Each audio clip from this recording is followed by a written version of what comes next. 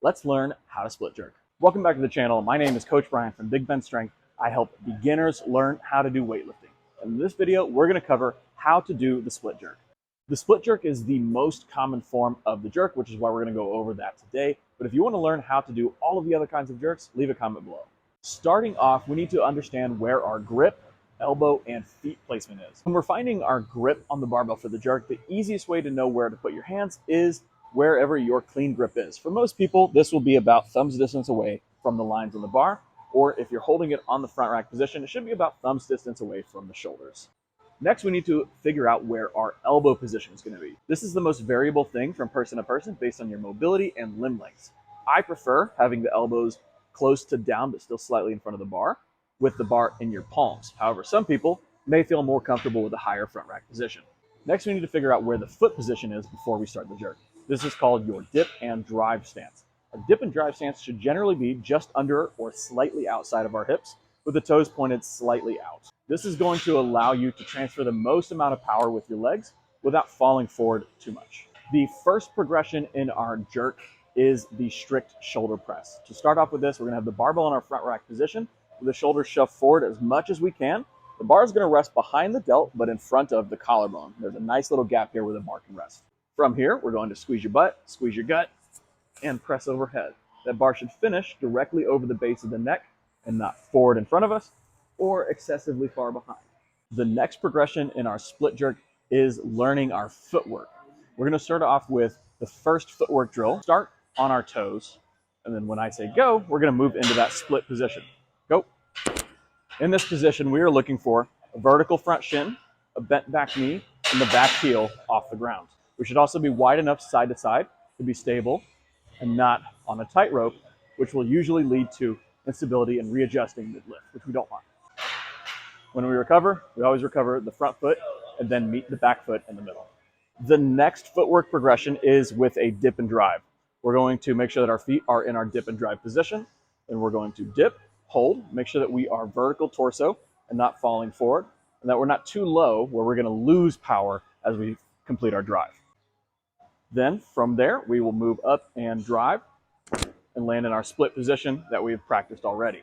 Vertical front shin, bent back knee, back heel off the ground, recover front foot, meet in the middle.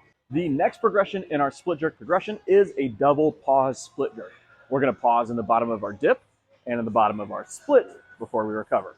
When we're pausing in the bottom of our dip, we want to make sure that our torso is completely vertical, that we are not leaning forward excessively at the bottom of the dip. Along with that, we want to make sure that at the bottom of the dip, we are not driving forward, causing us to move forward. We want to stay as centered as possible with a 50-50 balance between the front leg and back leg. For each of these reps, we're paying attention to our dip position most importantly. Then when we get into our split position, if you have any incorrect foot placement, feel free to adjust before you recover. If your front foot is not far enough, or if your back knee is not bent enough, or if your back heel is in contact with the ground, make any adjustments, learn where you're supposed to be, then recover. Along with that, it's good practice to pause in all of your splits for even reps that don't have a pause listed in the programming. This is great for making sure that you are stable before you recover. If you have to recover very quickly, you likely aren't stable and could lead to a miss in the lift later on. The next progression in our split jerk is a tempo jerk. We're not going to pause in the bottom of our dip. Instead, we are going to move smoothly from the start position to the dip and drive without any pauses. This is to make sure that you are not rushing the lift too quickly and that you're not dipping too low or falling forward, but we still need to add a little bit of speed to the movement as we progress to our competition lift. The last progression in our split jerk is a full speed competition jerk. This should not look that much different than our tempo jerk. All we're adding is a little bit of speed to the movement, but we should make sure that we're still not rushing the descent because the fastest portion of the lift should be our drive and transition to split. And make sure that you're still taking that dip a little bit slower than you think you should. One of the most common errors in the split jerk is falling forward in our dip and drive. One way that you can fix that is by practicing a pause jerk. Pause jerk looks like this.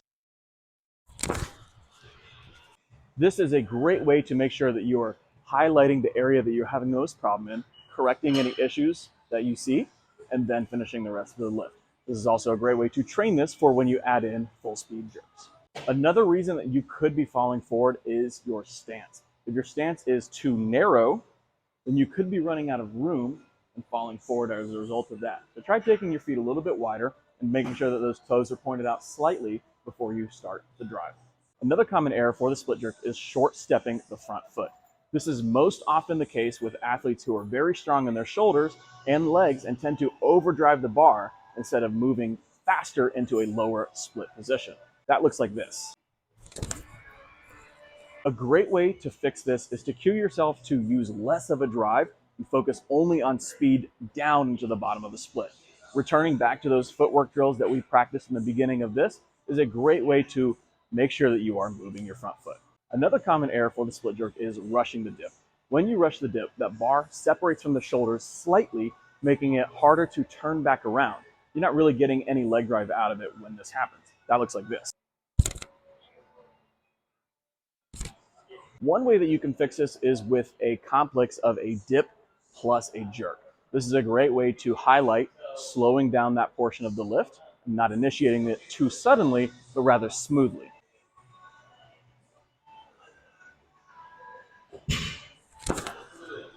Another common error in the split jerk is dipping too low, resulting in falling forward or just lack of power as you come out of the bottom of that drive. That looks like this. A great way to fix this is with a pause jerk, making sure that we are not dipping too low before we finish the rest of the lift. That's everything for this video. Make sure to like, share, and subscribe to the channel. We'll catch you guys in the next one. Bye.